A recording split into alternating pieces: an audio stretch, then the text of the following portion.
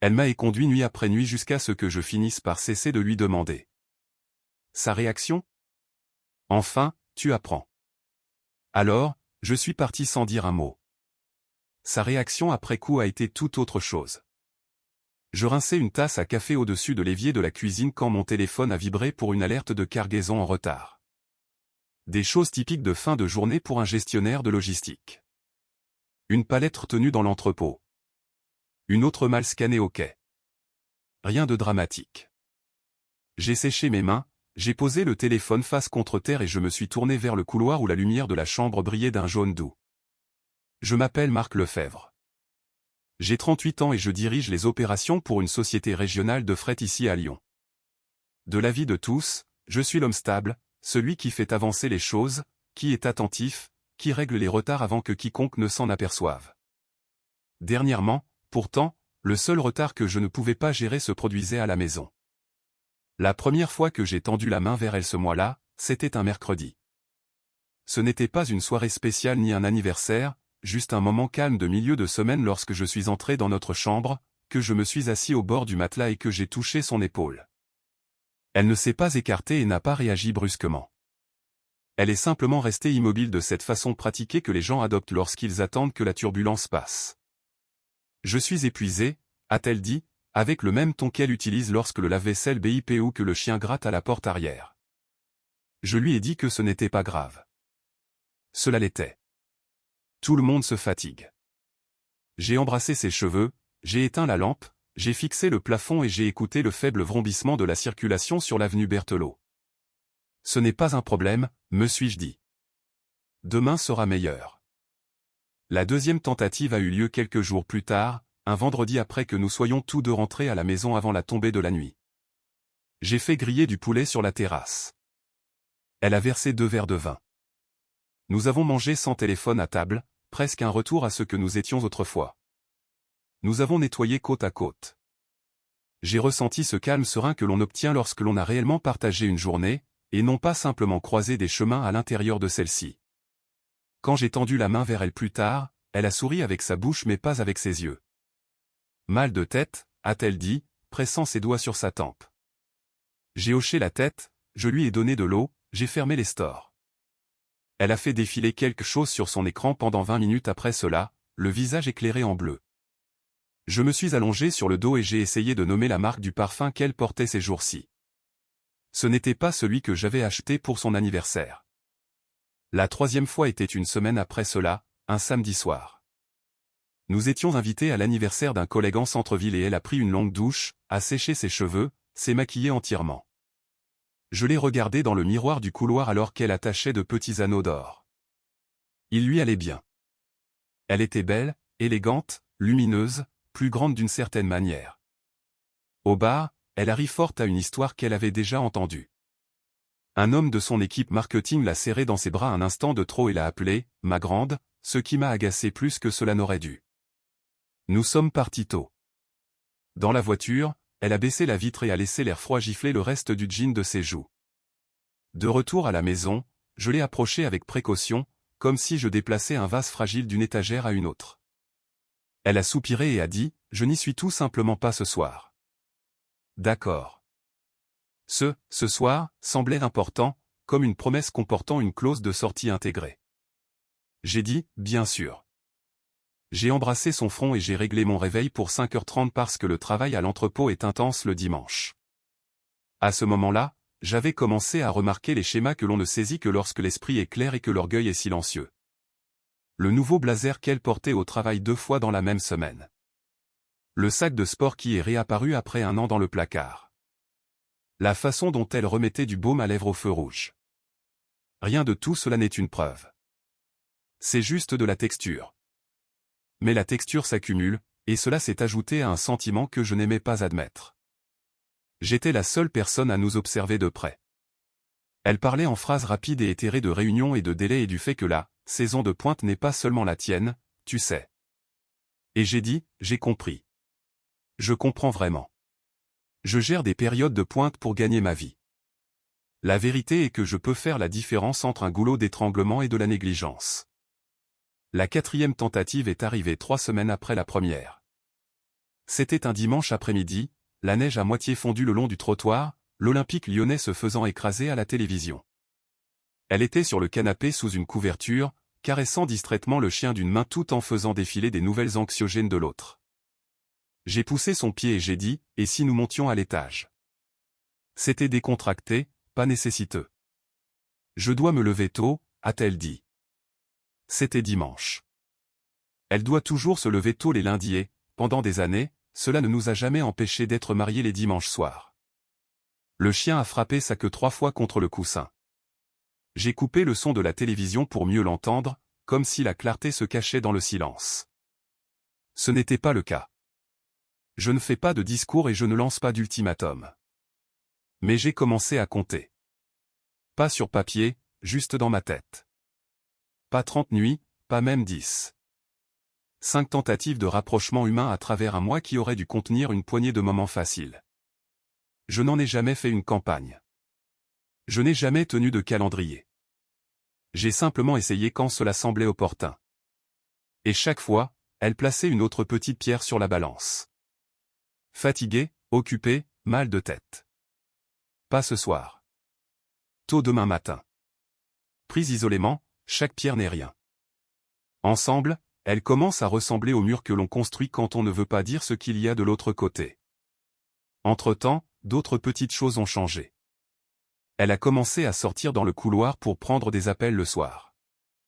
Elle a changé le code d'accès de son téléphone, puis a configuré la reconnaissance faciale plus tard et a ri en disant que c'était plus sûr. Elle a acheté un rouge à lèvres qui laissait une légère auréole corail sur sa tasse à café le matin. Quand j'ai demandé où elle l'avait obtenu, elle a dit que c'était dans un sac cadeau au travail. J'ai hoché la tête. J'ai transporté suffisamment de sacs cadeaux jusqu'au recyclage pour savoir à quoi ressemblent les cadeaux d'entreprise. La 5e tentative n'était même pas une demande complète. C'était une main sur son dos pendant qu'elle se brossait les dents, la simple chaleur de la peau qui nous appartenait autrefois sans discussion. Elle m'a regardé dans le miroir et a attendu la question. J'ai reculé, je lui ai laissé l'évier, j'ai plié une serviette, je l'ai posée sur le support comme elle l'aime, les bords égaux, l'étiquette rentrée. Elle s'est rincée, a tamponné sa bouche et s'est glissée devant moi dans la chambre. Plus tard, quand je me suis allongé sur mon côté du lit avec les couvertures tirées jusqu'à ma poitrine, elle a éteint sa lampe et a dit dans le noir, presque d'un ton enjoué, « Enfin, tu apprends. » J'ai regardé les chiffres défiler sur l'horloge numérique et j'ai laissé mon esprit faire ce qu'il fait de mieux, organiser. J'ai pensé aux semaines derrière nous et à la traînée de petits changements qu'elle avait laissés involontairement. De nouvelles routines, de nouvelles odeurs, de nouvelles habitudes, et toutes pointaient loin de moi. J'ai pensé à la façon dont elle avait commencé à me traiter comme la partie moelleuse du canapé, confortable, inaperçue jusqu'à ce qu'elle disparaisse. J'ai pensé à ma propre part de responsabilité. Si j'avais laissé le travail m'engloutir plus que je ne le réalisais. Si j'avais ignoré les signes parce que les hommes stables préfèrent les histoires stables. Vers minuit, je me suis levé pour boire un verre d'eau et je suis resté dans la cuisine en regardant la fenêtre sombre. Notre reflet y flottait. Moi en caleçon et en t-shirt, le contour tranquille d'une vie que j'avais travaillé dur à rendre prévisible. J'ai ouvert le placard et j'ai vu la tasse de voyage qu'elle avait l'habitude de me voler le matin. J'ai envisagé de la jeter, puis je me suis moqué de moi-même. Je ne suis pas l'homme qui brise les tasses. J'ai ramassé le courrier, je l'ai empilé proprement et j'ai mis mon téléphone en mode « ne pas déranger ». Des actes petits et ennuyeux, des actes qui ressemblaient à un ancrage. Le lendemain matin, elle était joyeuse, presque rayonnante, sifflotant tout en cherchant ses clés. « Grosse journée », a-t-elle dit en embrassant l'air près de ma joue. J'ai dit « moi aussi », et j'ai pris mon déjeuner dans le réfrigérateur. Nous avons marché vers la porte ensemble. Elle aimait ses nouveaux talons hauts. Je pouvais le dire à la façon dont elle s'arrêtait pour vérifier la ligne de son pantalon. J'ai tenu la porte, elle l'a franchie, et le chien a soupiré de façon dramatique comme il le fait toujours quand nous partons tous les deux. Sur le chemin de l'entrepôt, j'ai repris l'avenue Berthelot, je suis passé devant les mêmes brasseries, les mêmes garages, les mêmes personnes matinales portant des cafés et des plantes. L'ordinaire paraissait extrêmement net. C'est ce qui arrive juste avant une rupture. Vous commencez à voir tout ce que vous avez construit en haute résolution. Je n'ai rien décidé à ce moment-là. Des décisions comme celle-là méritent une tête froide et un dos droit, mais la carte à l'intérieur de moi s'est décalée de quelques centimètres vers la gauche. Je l'ai senti. La nuit précédente avait été ma dernière tentative, et je n'avais même pas terminé la question. Elle avait raison sur une chose. J'apprenais. Ce que j'apprenais, elle ne le comprenait pas encore. La semaine après cette dernière tentative s'est déroulée comme sur un tapis roulant. Les mêmes rues, le même café, les mêmes réunions sur les temps d'attente et les erreurs de transbordement. À l'intérieur de la maison, pourtant, quelque chose dans l'air s'était durci. Elle bougeait autour de moi avec une aisance qui semblait pratiquée, comme si elle avait répété une vie où je n'étais qu'un meuble et qu'elle avait enfin maîtrisé la mise en scène. J'ai égalé son calme. J'ai gardé la cuisine propre, j'ai fait mes séances d'entraînement, j'ai rappelé les gens à temps. Si elle me voulait plus silencieux, je pouvais lui donner du silence avec précision. Les petits indices se sont multipliés. Elle a commencé à partir au travail plus tôt que le trafic ne le justifiait, les cheveux coiffés, un très net d'eyeliner que je n'avais pas vu depuis nos premières années. Son sac de sport habitait à nouveau près de la porte, mais elle n'est jamais rentrée en sueur. Le parfum flottait dans le couloir une demi-heure après son départ, le genre qui arrive avant une personne et reste après elle. La nuit, elle emportait son téléphone dans la salle de bain et fermait la porte à clé. Je l'ai noté et j'ai laissé passer. Un homme dans mon métier apprend à faire la différence entre des pics isolés et des tendances. C'était une tendance. Mardi, juste après le déjeuner, mon écran s'est éclairé avec un message d'un ami qui travaille à un pâté de maison de la rue de la République. Ce n'est pas un ami proche, plutôt un type correct qui en a assez vu pour savoir quand se taire. Le texte était simple, c'est peut-être rien. J'ai pensé que tu voudrais être au courant. Il avait joint une photo, une table de terrasse, le soleil de fin de journée, 2 verres avec les derniers diamants de glace fondant, son profil en vue 3/4, la tête penchée, souriant avec le genre d'attention qui commence dans les yeux. L'homme en face d'elle était penché en avant, le coude accroché au dossier de sa chaise comme s'il était déjà venu là auparavant. Barbe taillée de près. Casquette de baseball faisant de l'ombre à un visage que je reconnaissais de la version de sa vie qui existait avant moi. Julien. L'image n'était pas scabreuse. Pas de baiser, pas de main là où elle ne devrait pas être. Juste une familiarité qui ne grandit pas en une semaine. J'ai regardé la photo assez longtemps pour que le téléphone s'éteigne, puis je l'ai rallumé en tapotant, zoomant jusqu'à ce que les pixels se brisent comme du sable. Son pouce sur le bord de son verre. Son genou incliné vers lui, pas à l'opposé. Le petit pli près de son œil qu'elle a lorsqu'elle écoute comme si le monde s'était effacé. Je me suis souvenu de la première fois que j'avais entendu son nom il y a des années. La façon dont sa voix était devenue neutre, comme pour décrire un ancien appartement, utile autrefois, maintenant un souvenir. Ils sont sortis ensemble par intermittence tout au long de leur vingtaine, ont rompu parce que le moment n'était pas bon ou que les emplois ne l'étaient pas ou que les familles ne l'étaient pas. Quelle que soit la raison, il avait été un chapitre qu'elle n'avait jamais relu.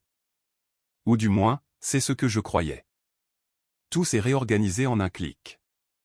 Le nouveau rouge à lèvres, les matins matinaux, les appels téléphoniques dans le couloir suivis d'un sourire poli comme si nous étions des collègues de bureau.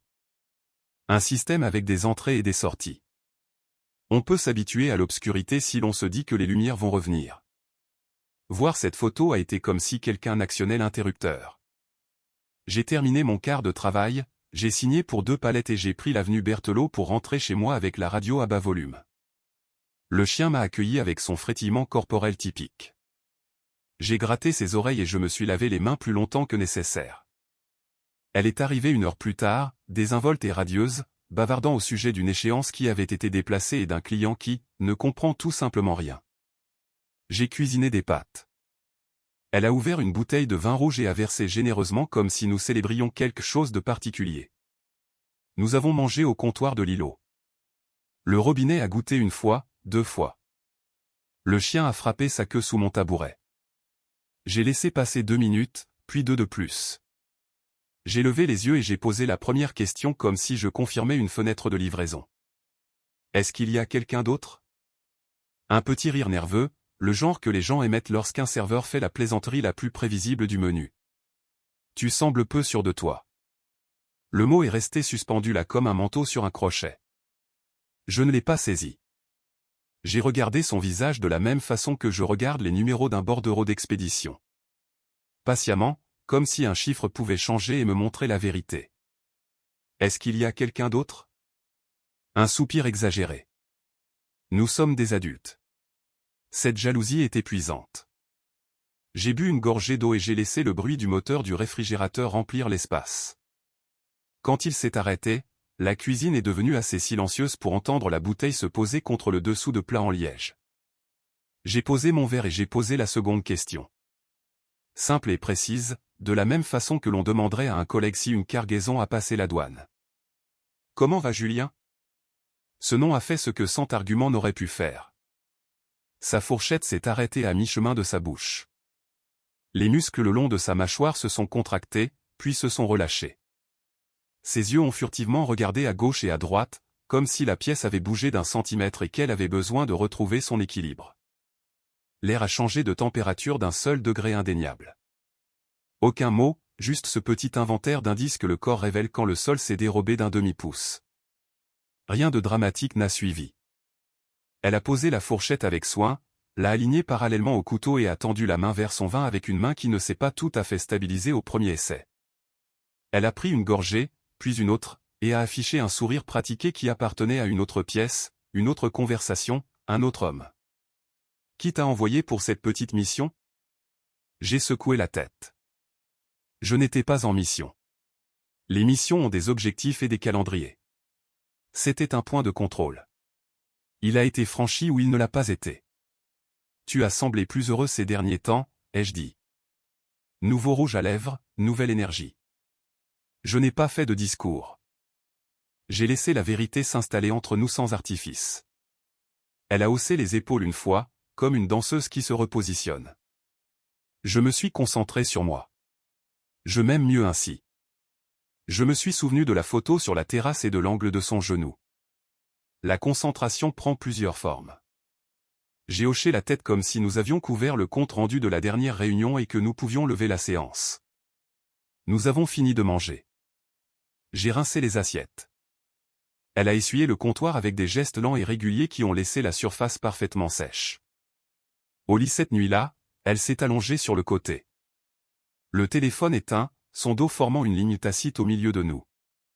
Je suis resté éveillé quelques instants de plus que d'habitude, comptant les respirations, suivant le ronflement doux du chien dans le coin. La question avait fait son œuvre. Sa réaction avait fait le reste. La clarté n'est pas toujours un coup de tonnerre. Parfois, c'est un grand livre de contes qui s'équilibre de lui-même. Les jours qui ont suivi ont gardé leur forme. Elle a prévu un dîner entre filles qui s'est terminé plus tard que les dîners habituels. Un nouveau blazer est apparu. Bleu marine, épaules nettes, le genre que l'on achète quand on veut ressentir des limites. Un message est apparu sur son écran de verrouillage alors qu'elle cherchait une poêle. Un prénom et un cœur qu'elle n'avait pas désactivé dans ses paramètres. Disparu dans un flou de pouces. Elle a tenté de petites piques, le genre qui teste si vous êtes toujours sous son emprise. Tu as été plus calme. Une inclinaison de la tête, évaluant la situation. Tu vois, nous n'avons pas besoin de faire de chaque chose un problème. Une tape sur mon épaule dans le couloir comme un entraîneur reconnaissant un joueur qui est resté à sa place. J'ai laissé passer les commentaires comme on laisse passer un orage d'été. Les fenêtres fermées, les lumières allumées, sachant que l'air aura une odeur différente quand ce sera terminé. 2 fois, j'ai failli raconter l'histoire de la photo dans des scènes que j'imaginais et que je rejetais. La photo imprimée sur le comptoir, l'explication mesurée, la conversation sur la façon dont nous en étions arrivés là. Mais la version de nous qui avait ces conversations avait disparu depuis un moment. Ce qui restait, c'était de la logistique. Qu'est-ce qui se déplace et où, qui paie pour quel itinéraire, combien de temps jusqu'au prochain transfert. La logistique ne me dérange pas. Je la comprends. Et je pouvais sentir un transfert arriver. Le jeudi, elle est rentrée à la maison en fredonnant une chanson du début des années 2000, quelque chose que j'avais entendu à la radio quand je changeais encore mes propres plaquettes de frein les samedis. Elle a posé son sac à main et s'est étirée d'une façon qui faisait que le nouveau blazer dessinait des lignes nettes sur son dos. Nous devrions faire quelque chose ce week-end, a-t-elle lancé dans la pièce, aussi légère que la vapeur de la bouilloire sur la cuisinière. Un ballon d'essai. Je l'ai regardé monter et je n'ai pas cherché à le rattraper. Le chien a regardé de l'un à l'autre et a remué la queue sans choisir de camp. Cette nuit-là, pendant qu'elle se douchait, Je me suis tenu sur le pas de la porte et j'ai étudié le placard comme s'il s'agissait d'une carte. Sa valise était posée droite derrière une rangée de robes, les languettes de la fermeture éclair alignées. J'avais toujours pensé que c'était une habitude de préparation, comme certaines personnes gardent leur réservoir d'essence à moitié plein. Maintenant, cela ressemblait à de la disponibilité. J'ai fermé les portes doucement et je me suis brossé les dents dans la salle de bain du couloir. Quand elle est sortie, enveloppée dans une serviette, elle m'a lancé ce sourire léger et satisfait que les femmes affichent lorsqu'elles se convainquent qu'un choix est encore un secret. Je lui ai rendu quelque chose de plus doux, de la neutralité. Nous nous sommes allongés dans le noir, le chien faisant son tour sur lui-même une fois, 2 fois, et s'installant. Je n'ai pas tendu la main vers elle. La question avait été posée. La réponse avait été donnée sans langage. Vers minuit, un nouveau calme m'a trouvé, celui que l'on obtient lorsque l'on retire enfin ses mains d'un volant qui n'est relié à rien. J'ai écouté la maison respirer, la ville au-delà bourdonner de sa façon hivernale, et j'ai compris exactement quel serait mon prochain geste. Pas ce soir. Une simple correction de trajectoire, exécutée proprement à pleine vitesse avec les documents administratifs à suivre. Sa phrase précédente m'est revenue à l'esprit, ce petit verdict chantonnant dans l'obscurité. Enfin, tu apprends. Elle n'avait pas tort. J'avais appris.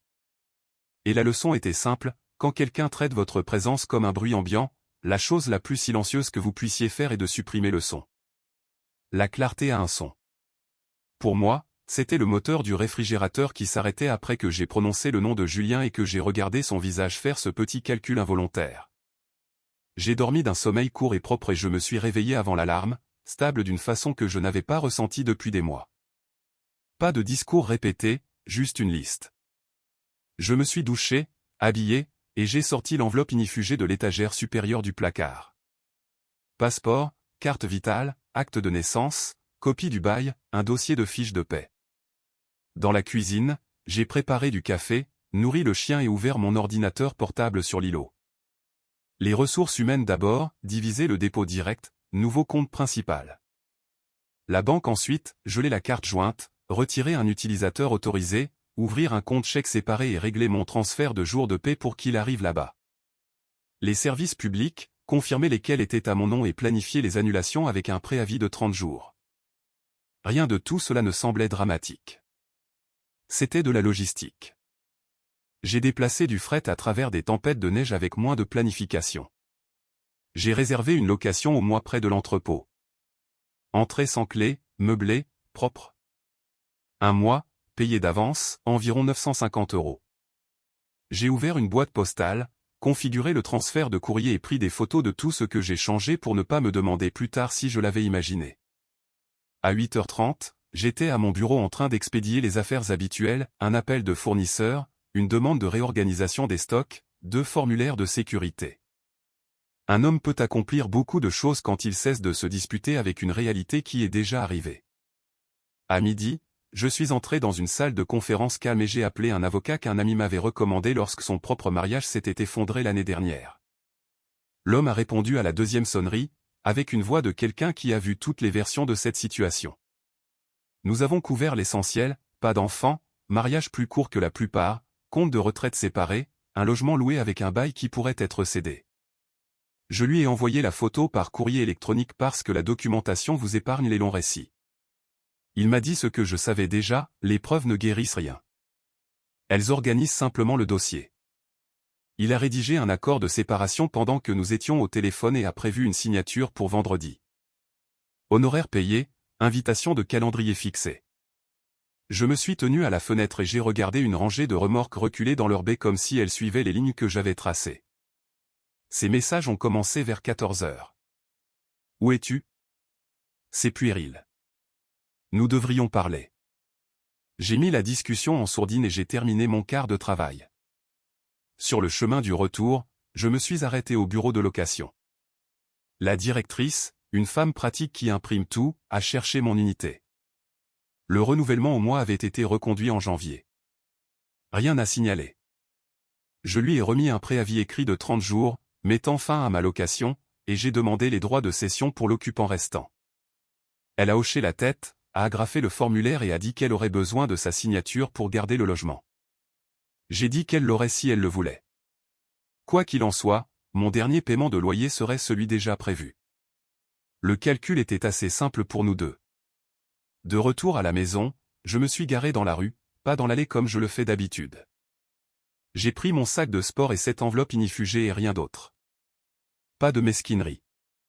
Le chien a trotté vers moi, espérant une promenade, et je me suis agenouillé pour gratter l'endroit doux derrière son oreille.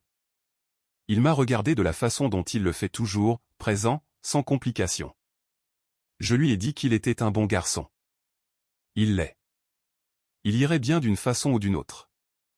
Elle était au comptoir de l'îlot avec son ordinateur ouvert, les cheveux encore humides, portant ce nouveau blazer comme un uniforme. L'air sentait le savon qu'elle aime après ses douches du soir, celui qui signifiait autrefois le moment de se coucher. Elle a d'abord regardé le sac de sport, puis moi. « Où vas-tu » La tentation de tout expliquer en un paragraphe a surgi puis est passée. Les explications sont pour les gens qui ne savent pas ce qu'ils font. J'ai posé l'enveloppe sur le comptoir et j'ai rencontré ses yeux. D'ici la fin de la semaine, ai-je dit, les papiers du divorce seront prêts. Elle a ri trop vite. Sois sérieux. Je le suis. J'ai donné mon préavis au propriétaire.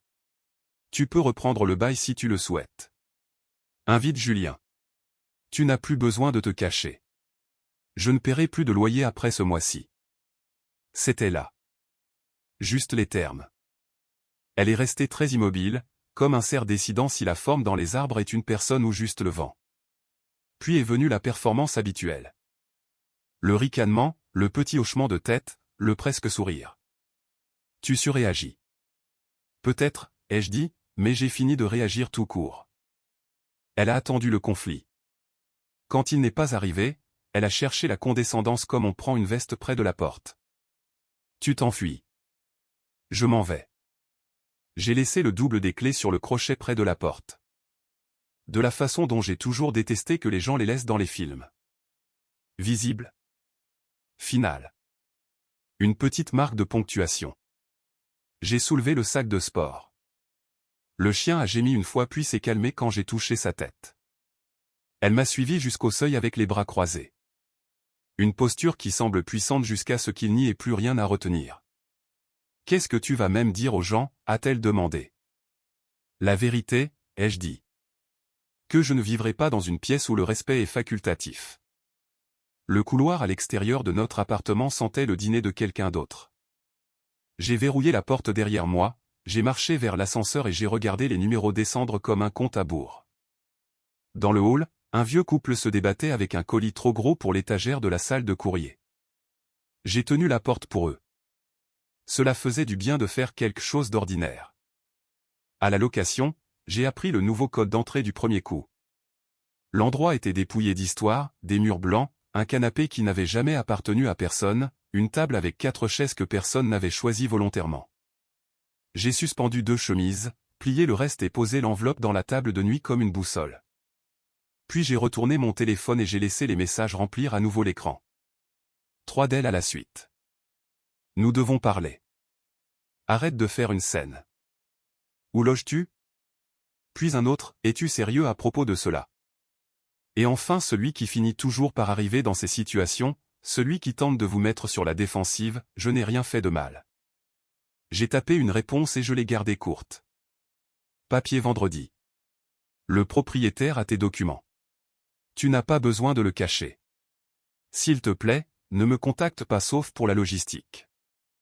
Envoyé. Le téléphone a vibré à nouveau presque immédiatement. Un paragraphe, puis un autre. J'ai mis l'appareil dans un tiroir et je suis allé me promener dans le froid. Les trottoirs étaient recouverts d'une vieille neige qui grinçait sous mes pas. J'ai expiré et j'ai regardé l'air devenir blanc. Pour une fois, ma tête ne se disputait plus avec elle-même. J'ai connu ce sentiment quelquefois. Lorsqu'un chargement passe enfin une frontière après une semaine d'appel, lorsqu'un chauffeur coincé sur l'autoroute A7 arrive à la rampe sans incident. Lorsqu'un plan raté est remplacé par un meilleur, et que l'on peut sentir la ligne devenir tendue et vraie. Une fois à l'intérieur, j'ai ouvert l'ordinateur portable et j'ai confirmé chaque mouvement que j'avais fait ce matin-là. Les paiements automatiques programmés pour s'arrêter. Les comptes de diffusion en ligne modifiés. Le stockage en nuages séparés. Une sortie propre n'est pas une fioriture. C'est la courtoisie que vous accordez à votre futur moi. J'ai écrit 2 courriers électroniques, l'un à l'avocat confirmant la réunion de vendredi et l'autre au propriétaire autorisant sa reprise du bail. J'ai mis mon ex-femme en copie du second et j'ai gardé un langage basique, avec effet immédiat, je n'occuperai plus le logement. Ma location se termine dans 30 jours.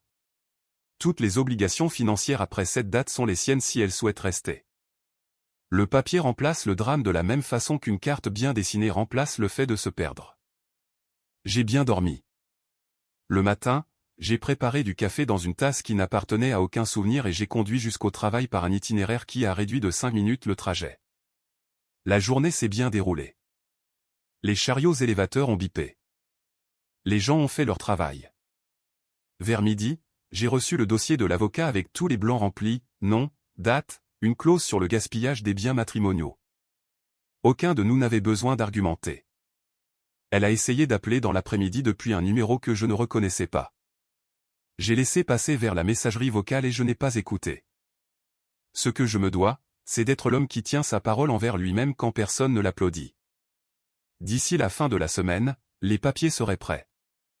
Elle pourrait cesser de se cacher. Elle pourrait l'inviter dans l'endroit que je ne payais plus, et je pourrais retourner à une vie où le silence signifie la paix au lieu de la punition. Avant de quitter l'entrepôt, j'ai envoyé un dernier message pour qu'il n'y ait aucune confusion sur la direction que cela prenait. Il se lisait comme mes courriers électroniques aux fournisseurs lorsqu'une expédition est manquée 2 fois, et nous n'allons pas prétendre qu'une 3e fois est la bonne. Je ne reviendrai pas. Les premières 24 heures dans la location ont été calmes par dessein. J'ai laissé le téléphone dans un tiroir, j'ai préparé du café dans une tasse sans histoire et j'ai fait des tours de pâté de maison jusqu'à ce que ma tête et mes pieds marchent au même rythme. Quand j'ai finalement vérifié l'écran, les messages s'étaient empilés comme des palettes. Des questions, des accusations, des explications, une tentative tardive de tendresse. J'ai tenu ma promesse envers moi-même, logistique seulement.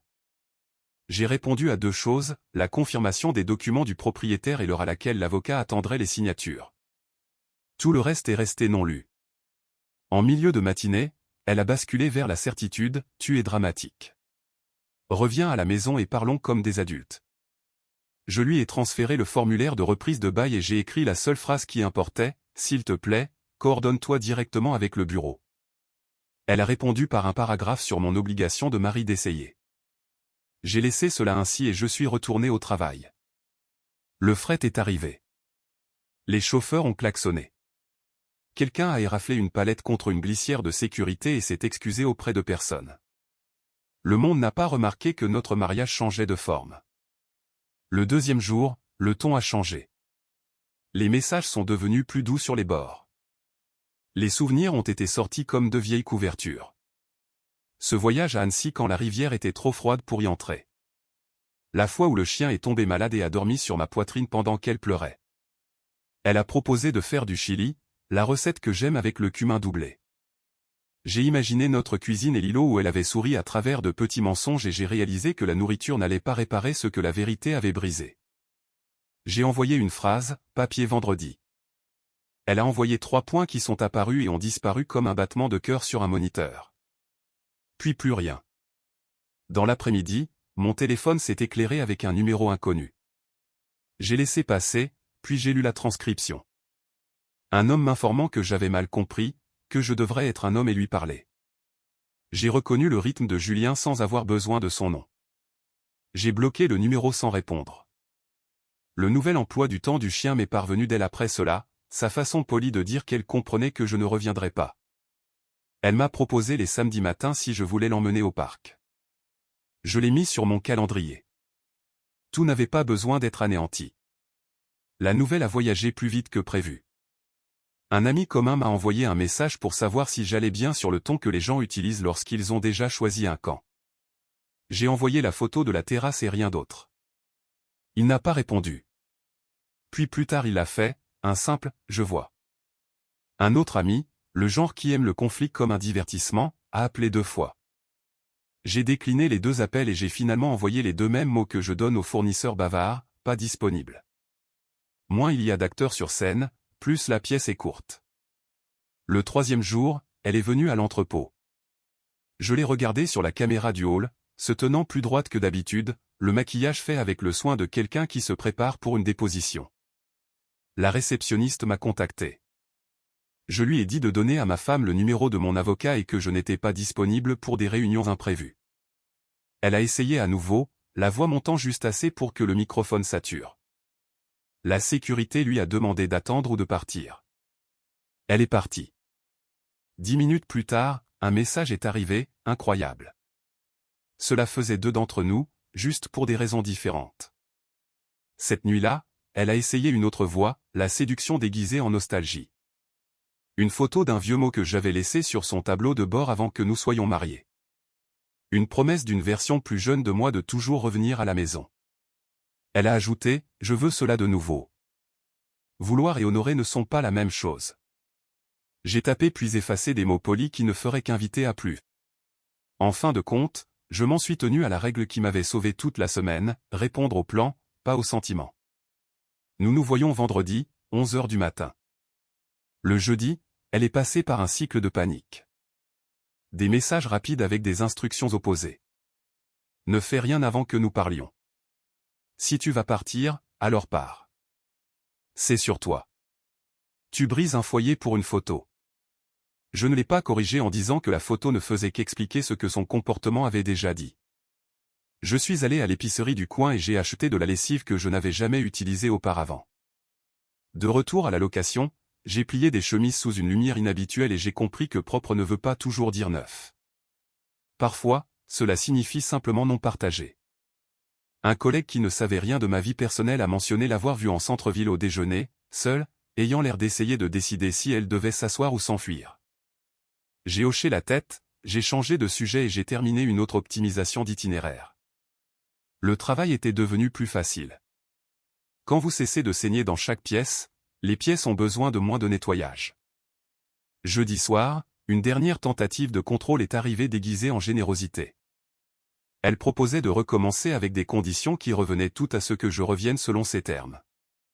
Une thérapie si je m'excusais d'abord, des limites si j'acceptais ses définitions, de l'intimité quand elle en aurait envie, ce qui serait plus tard. Elle a terminé avec une phrase qui m'aurait peut-être ému autrefois, « Nous me manquons ».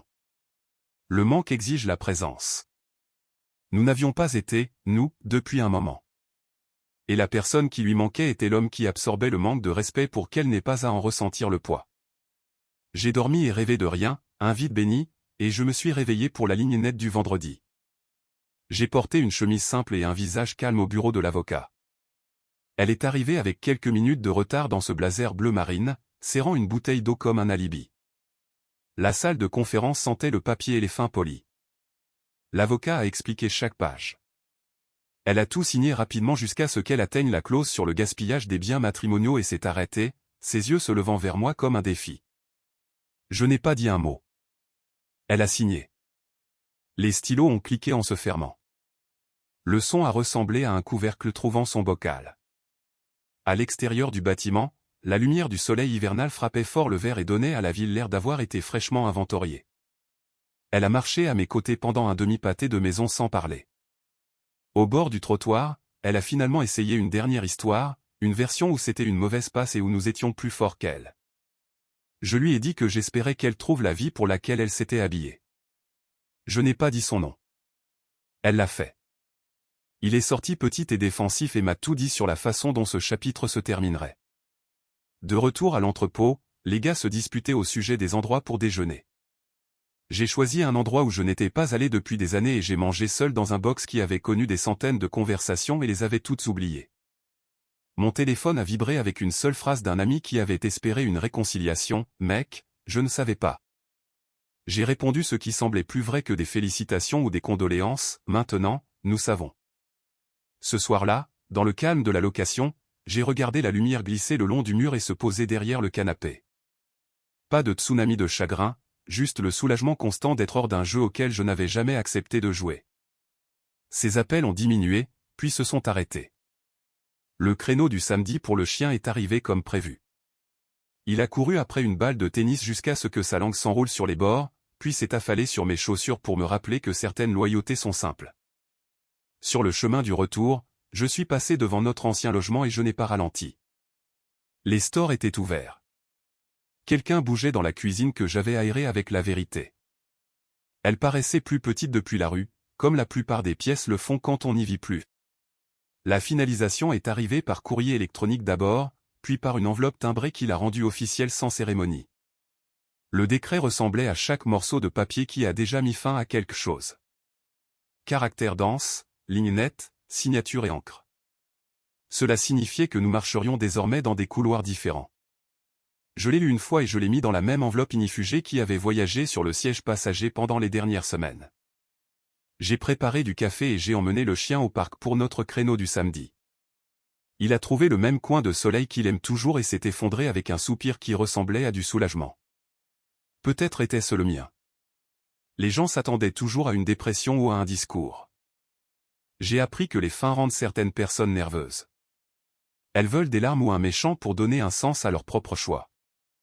Ce que j'avais était plus simple, une certitude tranquille que j'avais tenu parole envers moi-même. J'ai changé mes bénéficiaires, mis à jour le contact d'urgence au travail et retiré son nom des formulaires médicaux qui nous liaient encore par habitude. J'ai récuré un plat à gratin dans l'évier de la location avec plus d'attention que la tâche n'en méritait et j'ai réalisé que la minutie avait cessé d'être une performance pour le confort de quelqu'un d'autre. C'était devenu, étrangement, une sorte de respect pour moi-même. Elle a essayé une fois de plus après que les papiers ont été signés. Pas un plaidoyer, mais un long message sinueux qui tournait autour de l'idée de croissance. Comment les crises nous enseignent. Comment les couples qui survivent à l'hiver ont de meilleurs printemps. La moitié du message ressemblait à un balado. L'autre moitié ressemblait à quelqu'un regardant une pièce qui était devenue plus grande qu'elle ne le souhaitait. Je ne lui reproche pas d'apprendre tardivement. Je ne m'inscris simplement pas à des cours que j'ai dépassés. J'ai assisté à suffisamment de formations au travail pour savoir qu'un cours de recyclage est un code pour répéter ce qui n'a pas fonctionné la première fois. Il y a eu de petits chocs après coup. Le premier dimanche matin, je n'ai pas eu à synchroniser mes courses avec son emploi du temps et j'ai réalisé que le magasin est calme à 9 heures.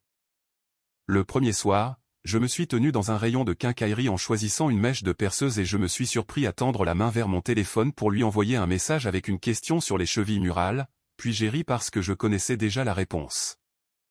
Même le silence a changé de forme. Il a cessé d'être le type pesant que l'on mesure dans les blessures ravalées et est devenu le type léger que l'on utilise pour entendre ses propres pensées respirer. Les amis communs ont fait leur ronde. Certains ont tâté le terrain avec des questions diplomatiques sur ce qui s'était réellement passé. J'ai dit la vérité en une phrase et je l'ai laissé reposer sur la table. Quelques-uns ont baissé les yeux comme les gens le font quand votre réponse ne leur offre pas de scène. Une de ses amies les plus proches, à ma surprise, m'a envoyé de brèves excuses pour n'avoir pas vu ce qui était évident. Je lui ai dit qu'il n'y avait rien à pardonner. Voir est difficile quand quelqu'un ne cesse de déplacer la lumière. Une semaine plus tard, je les ai vus ensemble par accident. Pas un moment de film avec de la pluie ou des cris, juste un feu rouge sur le quai Claude Bernard et une terrasse 2 voies plus loin. Il s'appuyait en arrière avec cette posture du coude par-dessus la chaise que j'avais étudiée en pixels. Elle souriait de la façon dont les gens sourient quand ils essaient de se prouver à eux-mêmes qu'ils ont bien choisi. Je n'ai rien ressenti. Le feu a changé. J'ai tourné à droite. La chanson à la radio a continué de jouer comme si personne ne lui avait donné le scénario. Le travail a pris un meilleur rythme que ce à quoi je m'attendais. Avec l'esprit dégagé, le goulot d'étranglement persistant dans la zone s'est enfin débloqué. Les chiffres ont tourné en notre faveur. Le patron l'a remarqué sans en faire tout un plat. Il a demandé une fois, de la voix prudente que les gestionnaires utilisent, si j'avais besoin de temps. J'ai dit, non, merci, et je le pensais. Déplacer du fret d'un point à un point B n'est pas prestigieux, mais c'est honnête. Cela vous rappelle que la vitesse sans contrôle est un désastre, et que le contrôle sans respect pour la charge n'est qu'un autre type de gâchis. J'avais appris la version personnelle de cette leçon à la dure. De temps en temps, un réflexe surgit, une plaisanterie que je lui aurais envoyée depuis un bout de rayon, une chanson que j'aurais signalée sur le trajet du retour. Il passe, et quand il passe, quelque chose d'autre a de l'espace pour grandir. J'ai commencé à faire de plus longues courses sur les berges du Rhône, le genre qui vous laisse les poumons propres et les jambes vibrantes. J'ai appelé ma sœur et je l'ai réellement écoutée quand elle parlait de ses enfants au lieu de laisser le téléphone combler le temps. J'ai acheté 2 plantes et je ne les ai pas fait mourir. La location a cessé de ressembler à une salle d'attente et a commencé à ressembler à un endroit où l'on peut lire un livre sans se préparer au prochain test. Je ne la réécris pas dans ma tête comme un monstre pour pouvoir me tenir plus droit. Elle a fait des choix. Moi aussi. J'ai ignoré une poignée de signes précoces parce que la stabilité aime les histoires bien rangées. Quand elle a tracé une ligne là où le respect s'arrêtait, j'ai continué à l'effacer et à la redessiner quelques centimètres plus près de moi. C'est sur moi. Les limites ne sont pas des murs que l'on érige autour du comportement de quelqu'un d'autre. Ce sont les bords de ce que vous accepterez de porter. Quand c'était devenu lourd au point de briser les dos, je l'ai posé. Un ami m'a demandé récemment si je sortirais à nouveau avec quelqu'un. La question m'a fait sourire parce qu'elle suppose que l'amour est un événement que l'on planifie après un nettoyage. Peut-être, peut-être pas. Ce que je sais, c'est ceci, la prochaine fois, le respect ne sera pas un chapitre que nous feuilletterons en cas de problème. Ce sera la colonne vertébrale qui maintient l'ensemble debout. Je ne compterai pas les tentatives comme un homme qui suit un inventaire qu'il a peur de perdre. Je prêterai attention à la façon dont je me sens dans la pièce quand j'y suis, et si ma présence est accueillie comme de l'oxygène. On apprend à faire la différence. Je suppose qu'il existe une version de cette histoire où nous aurions essayé la thérapie, traîné notre histoire dans une pièce avec un canapé et converti la douleur en acronyme. Je ne méprise pas cette voie. Elle aide certaines personnes à construire des ponts là où j'ai choisi de trouver un autre rivage. Mais les ponts nécessitent 2 paires de mains et une carte partagée. Je n'ai jamais eu que la première. Quand elle m'a dit « Enfin, tu apprends », elle voulait dire que mon silence m'entraînerait à avoir moins de besoins. Elle avait raison, mais pas de la façon qu'elle imaginait. J'ai appris que la seule chose qui vaut la peine d'être négociée dans une vie est le temps. Et le seul temps qui vaut la peine d'être cédé est la part que vous partagez avec quelqu'un qui le protège comme le sien. Tout le reste, c'est brader l'inventaire jusqu'à ce que les étagères soient vides. Le dernier samedi de mon premier mois seul, le chien et moi avons fait la longue boucle et nous nous sommes arrêtés devant une boulangerie que je n'avais jamais remarquée parce que pendant des années, je passais devant en essayant de rentrer vite à la maison. La femme derrière le comptoir m'a demandé si je voulais que le roulé à la cannelle soit chaud. Oui, je le voulais. Nous nous sommes assis sur le banc à l'extérieur. Il a posé sa tête sur mon genou, les yeux mi-clos, complètement en paix avec le monde exactement tel qu'il était. J'ai déchiré un morceau trop petit pour lui faire du mal, assez grand pour le rendre heureux. Le soleil sur mon visage, du sucre sur mes doigts. Une journée sans aucun test. Le respect n'est pas négociable. Il s'avère que la paix ne l'est pas non plus.